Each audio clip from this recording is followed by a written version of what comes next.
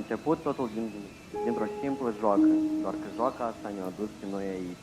Nici în gând n-am avut pe 22 mai 2017, pe 15 septembrie 2023, dar stau aici față în față cu tine. Tu ai fost cel care a sădit în mine încrederea, iubirea de sine și m-ai învățat ce înseamnă dragostea, respectul și grija. Ești cel mai bun prieten al meu și singura mea iubire adevărată. Tu ești cea mai bună decizie pe care am putut să o iau. Ești jackpotul meu, te iubesc. The water's been waiting long.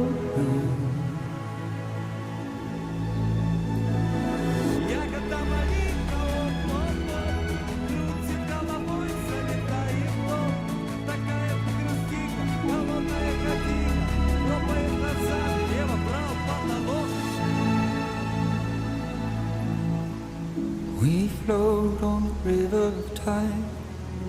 Hold steady, hold steady. The sea comes 'cause the summer forced out the cold. The boat foot the change of the tides.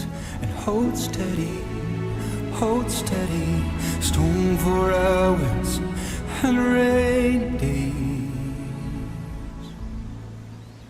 And all our lives will